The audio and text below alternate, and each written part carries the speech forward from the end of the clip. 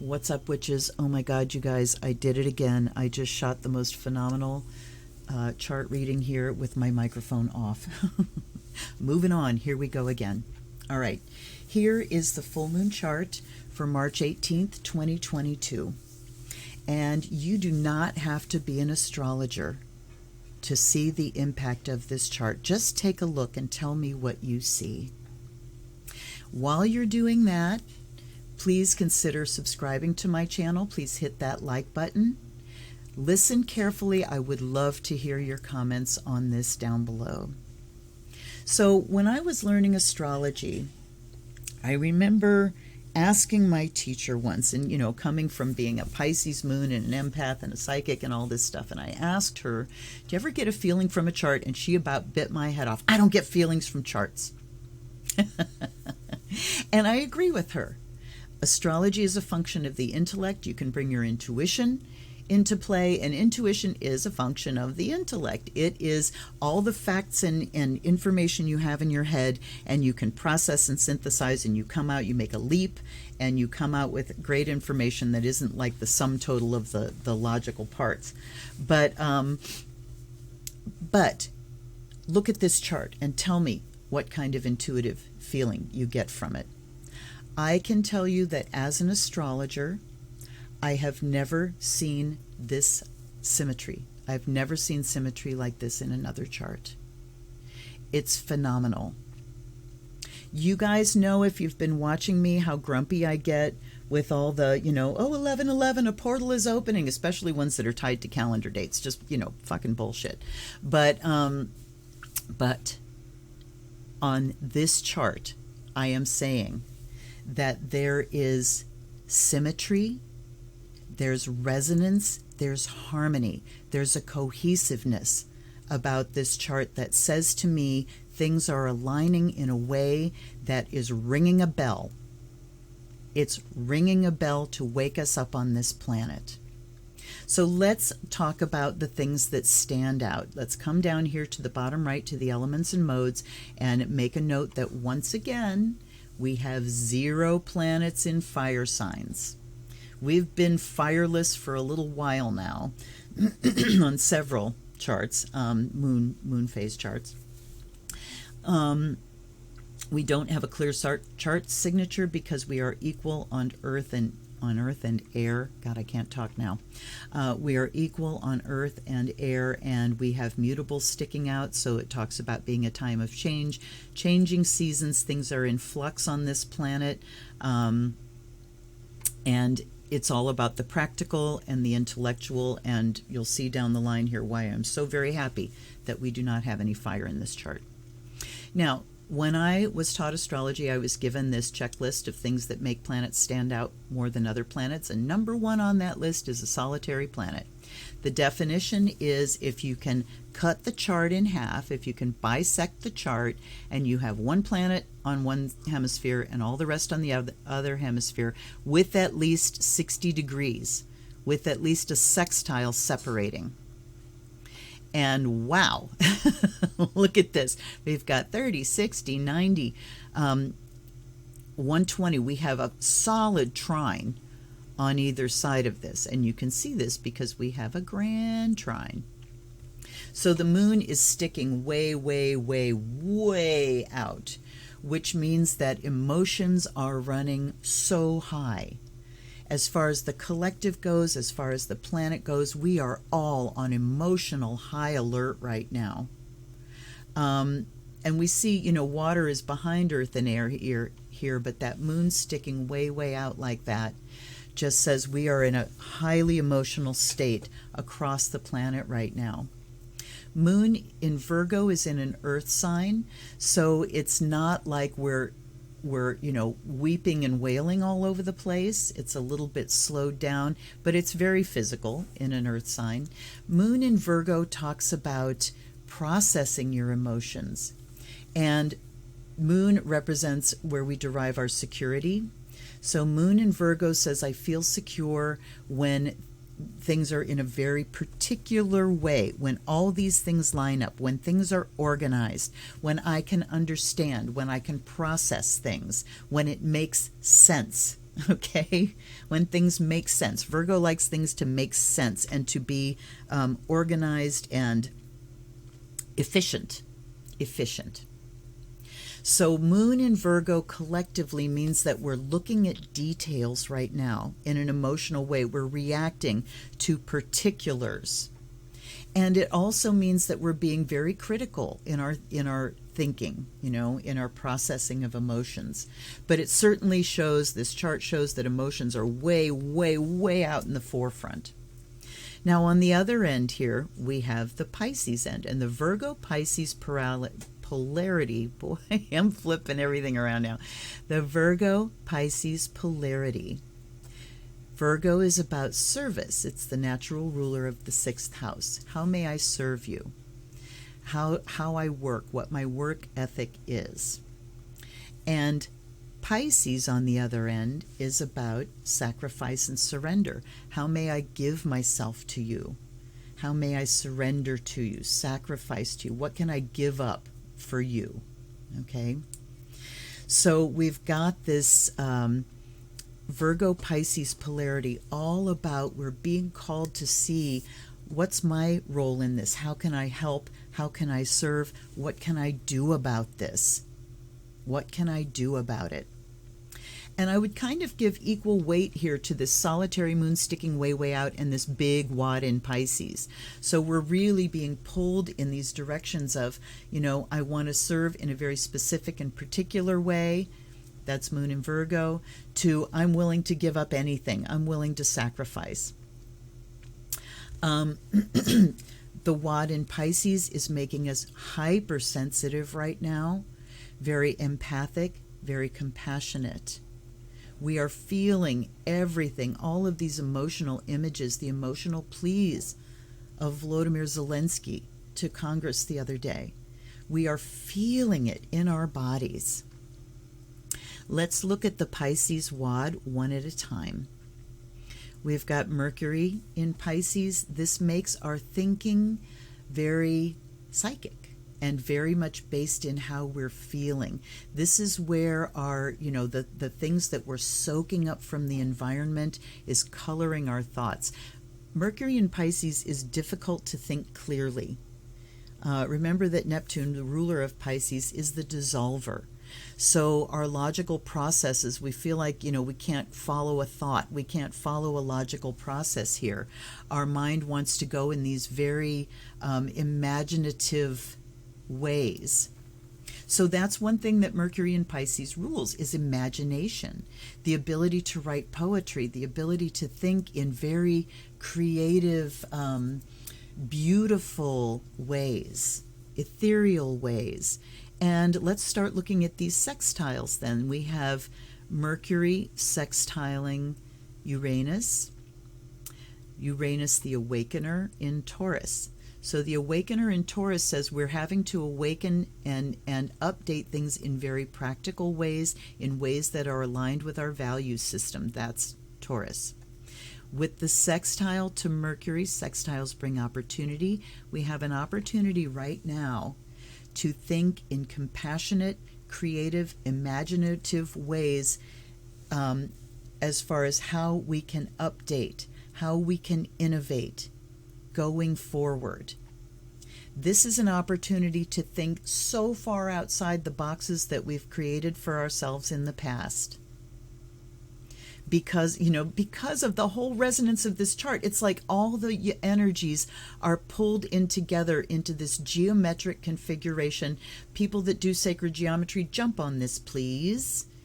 It's phenomenal. So we have this grand opportunity to imagine a brand new future in practical ways aligned with our value system, in compassion and empathy with the entire planet. Let's move on to Jupiter. Jupiter, the classical ruler of Pisces, in his own sign, in his own classical sign here. Jupiter is the greater benefic. It brings generosity, benevolence, expansion, understanding, right? So how can we give based on this empathy? We want to be generous.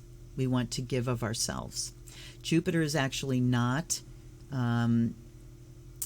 making any aspects right. No, it is, but it's parallel, so I'm not going to talk about that. But Jupiter is not involved in these sextiles. It's just that impulse there that when we are feeling this compassion for the underdogs, we are feeling the suffering. That's another key word for Pisces, is suffering. We are feeling the suffering, and it is calling us into generosity. How can we be generous? How can we benefit, bring benefit in some way? Now we've got Neptune in Pisces, the modern ruler of Pisces. And this is bringing the spiritual impulse. Neptune is the dissolver. It's, it's dissolving our boundaries. We're becoming a global unit now. So another thing that Pisces does is bring us into union. Our boundaries dissolve. Country boundaries are dissolving. We are seeing this worldwide alliance taking shape. And just today, China has, first of all, it did nothing. It's refusing to oppose Russia, and now it actually came out and refused to join with Russia on a UN humanitarian resolution that Russia put forward. China said, no, I will not join you. It's incredible what's happening, folks. So we are seeing this union on a global level, people coming into unity because the boundaries are dissolving and we are feeling things so emphatically and deeply. And the sun in Pisces just says we are called to express this compassion, this unity. It's an expression of suffering. All of this Pisces what? Pisces also rules trust. So we are seeing governments and countries opening up in trust to each other and really coming into accord. It's a phenomenal thing. I'm sorry I keep saying that word. Okay. Let's go to, where do we want to go next? Let's go to the Aquarius wad. So another thing about this chart, and all of the charts recently, is that we've got this buildup in the last two signs of the zodiac. This is showing that collectively we are wrapping some things up. We are coming to culminating points. Certainly with Pluto in a critical degree of Capricorn. Pluto getting ready to change signs, which shifts things in a huge, inevitable way. But this buildup in these last couple signs says collectively we are coming to a culmination point. We are coming to a point where we've got to finish up some old fucking business, you guys.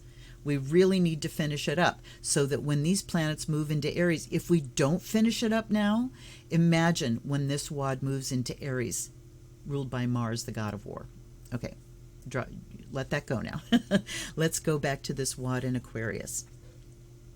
So we still have the Mars-Venus conjunction, Mars being our passion, our drive, our motivation, our anger. This is our warlike tendency. And then Venus, our affections, our values. So Mars is aversion. It's what we want to push away from us, what we want to oppose. Venus is what we want to draw in, what we love, what we value. So these coming into conjunction, it's like what we have a drive for, what we want to pursue is Mars as well. Comes into alignment with our value system and what we love. And Venus softens Mars. Our affections soften our warlike qualities. And Mars ignites Venus, ignites our affections. So that beautiful conjunction here, ruled by Uranus, the awakener in Taurus, saying we've got to innovate in line with our value system and practicality. Okay, so we also have Venus and Uranus in mutual reception, which means they're sitting in each other's signs. So it strengthens that idea of innovating based in our value systems. In our, it's got to be congruent. Our values have to align with how we are creating the new, with how we are innovating, with how we are waking up. Let's note that Uranus is squaring this conjunction right now. It's ruling it and squaring it. What does that mean? We don't get a choice about dealing with it right now because it's coming to slap us in the face. It says we must awaken now. We must awaken to the reality of our value system being based in materialism, being based in the materialism of war, the profit of war. Venus and Mars can show us how we profit from war. And Uranus squaring says, wake the fuck up now. Make it make sense. How does this make sense that love and war are our value system? So it's shaking us out of our denial and forcing us to update our value system and to wake up to what we've been doing and to choose a new way based in humanitarian values ruled by Uranus and Aquarius. Speaking of denial, let's move on to the third planet in Aquarius, which is Saturn. Saturn, the Lord of Karma, being ruled by Uranus, the Awakener. Now, these planets are both, Saturn is the classical ruler of Aquarius, Uranus the modern ruler. So Saturn right now is squaring this North Node. The North Node is how we karmically move forward. And in Taurus, which it has newly retrograded into Taurus in the last couple months, says that the way forward must be practical and must be based in our value system, as Uranus is saying. But this is saying it's the way karmically forward, the dragon's head, yeah? Squaring Saturn, it says that we absolutely must take responsibility now. Now, with Saturn in transit, you get a choice. You can either take responsibility or you can deny and delay. All Saturn keywords.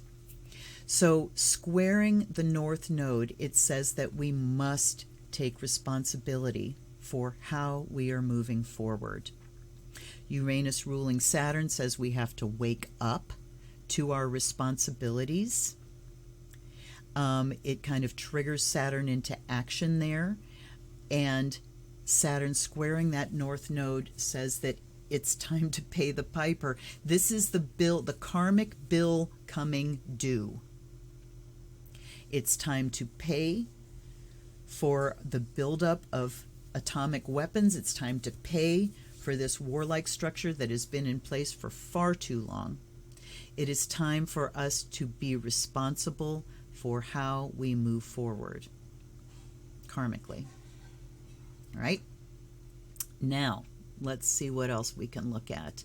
Let's look at, here we go. Here's the other sextiles.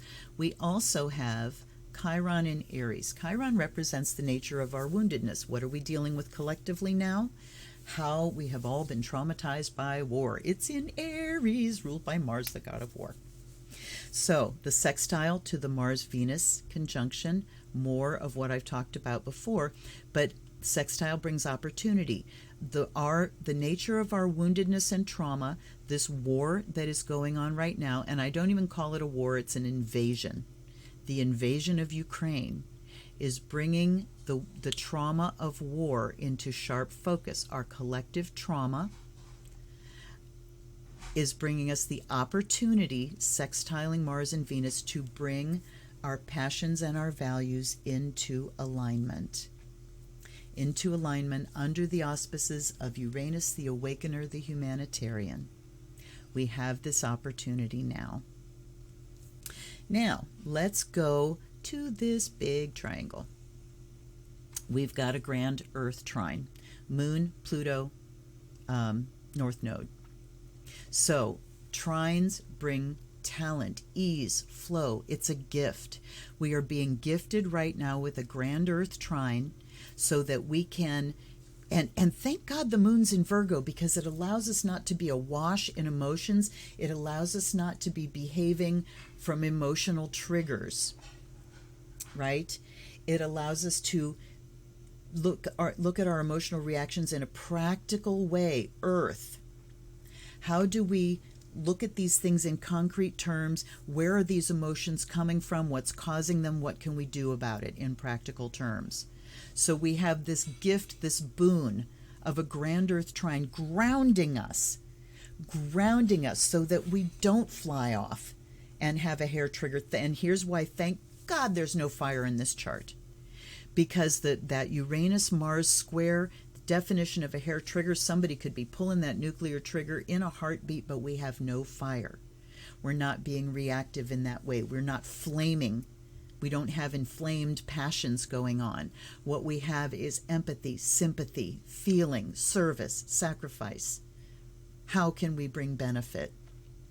So Moon trining Pluto, ease and flow. How can we transform the feelings that we're having? How can we use those feelings to bring us into transformation, to harness the transformative power of Pluto in Capricorn, to transform these structures, these social structures? Capricorn, Pluto moving through Capricorn is bringing us to transform these social structures. At the end of Capricorn, it says you better get on the stick, because if we're not well on our way to transforming these structures, by the time Pluto hits Aquarius, all fucking hell is going to break loose. I am telling you.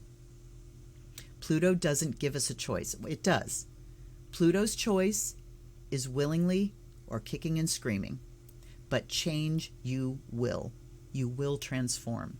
So we can transform in terms of we're seeing things, we're having an emotional reaction. Now, what do we do with it in the terms of Earth, an Earth grand trine? Pluto trining the North Node says we really have the ability now to say we've got to move forward from this atomic age, from this Cold War age. And even Vladimir Putin is showing reluctance in pulling that nuclear trigger. Even he, a malignant narcissist, I think recognizes there would be no going back from that, and it would be absolutely catastrophic.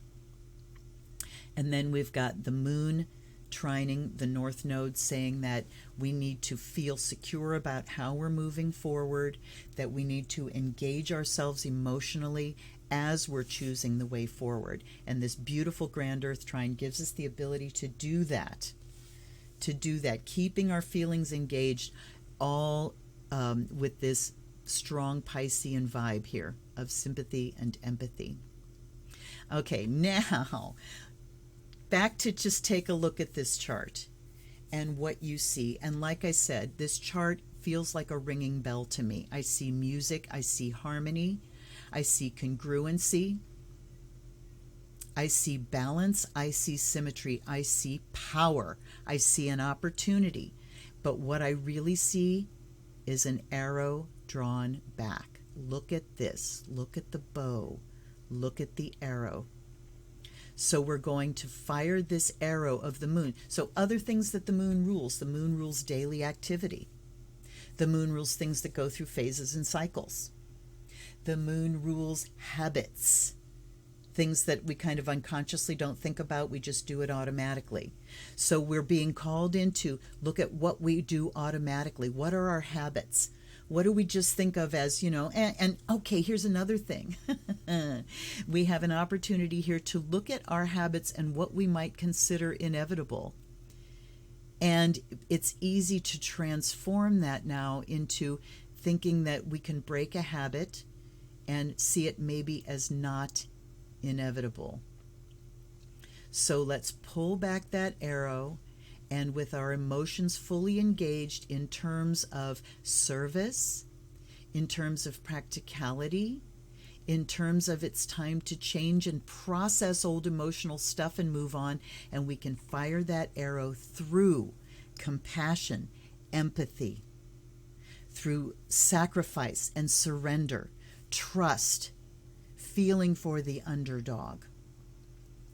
Another thing that Pisces rules is institutions and self-undoing. And that Pisces energy is forcing us to look at the unconscious things. Again, those things that are habit, those things that we consider non-negotiable or just, unseen. Those unseen things are coming into consciousness. So we take this emotional energy. We want to see change. We're processing things. We want to serve, and we fire it through because we feel together. This Pisces energy says on Earth at this time, we are feeling, we're coming into unity with each other. We're coming into union and allyship in a way I have never seen in my lifetime. Boundaries are dissolving between countries and governments. We're coming into agreement. We're coming into agreement as individuals, as understanding that, you know, the we that we say is made up of individuals. It's not made up of government and business. It's individuals. And the individual is coming to the fore right now. The individual being given a voice through the internet that we haven't had before. Things are instantly available. When something atrocious happens, it's instantly getting called out. The repercussions are instantaneous. And it's individual voices that we're hearing. And those individuals are letting the boundaries dissolve, and we're dissolving into this collective that is now feeling together in an empathic way. Hearing, oh God, you guys, I want to cry. Hearing the bell ringing. I want to, I'm going to print this chart and put it up on my wall so I can remember it, because I really do feel like this moment in time is a portal opening. It is a giant resonance that's happening. It's an opportunity, fraught with opportunities for change. We're gifted with this blessing of a grand earth trine so we can be practical. And, you know, this, thank God there's no fire, and that this Uranus-Mars square, I mean, Venus too, but Uranus-Mars in particular, that's a hair trigger.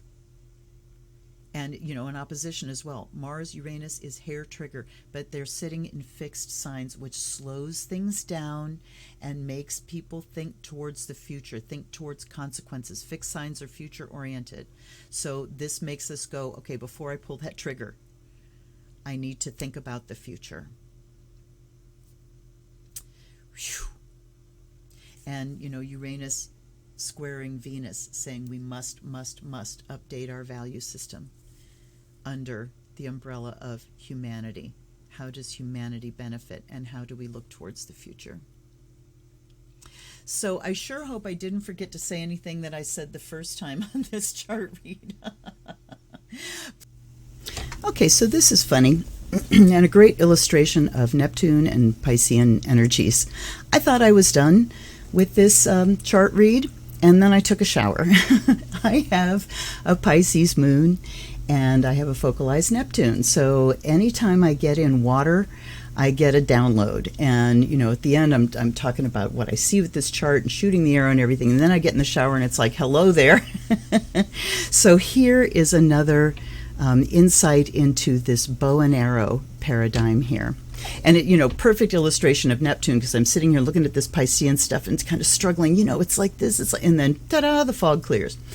What this is the arrow of nurturing in very particular service-oriented ways. There's that moon in Virgo, is going to shoot through and pierce the veil, Pisces, of illusion, delusion, confusion. Those are all Neptune things. Also Piscean Neptune things, addiction. And wow, okay, so we have been living under this savior paradigm for a few thousand years now, a couple thousand years at least. And, you know, the Piscean age is the age of Jesus. And here we have this Virgo moon, which is not prey to emotion, but very discriminating. Emotion calls you into critical thinking about what's triggering your emotions. And it's shooting through this veil of the Savior, the sacrificial lamb. We are no longer looking for one person to come and save us from the situation. We are collectively going to save ourselves. So this arrow piercing the veil of that savior sacrificial lamb paradigm. We certainly see it coming into focus as well, with Zelensky almost looking like a sacrificial lamb, except he's standing up and being a warrior and a hero instead. And, you know, Putin sort of characterizing himself as the savior of Ukraine. Well, this moon, this full moon, is saying we are piercing that veil of those illusions and those lies. And we are going to see, I can just see that veil going, you know, we are going to see things coming into clearer focus now as far as the changes that we need to make. So waking up from our collective delusion, all that wake up energy of Uranus there. The other thing I forgot to talk about is Pluto sextiling the Sun. It's identity. You know, the Sun is our collective identity. Sun in Pisces absolutely is about collective identity. With Pluto sextiling, we have the opportunity to transform that as well. Please comment down below. What do you see? What do you think? It's phenomenal. It's incredible. Oh, one more thing I do want to say is, you know, it's a little wide by transit, but still I want to acknowledge this Moon Neptune opposition. This is a breakdown of security.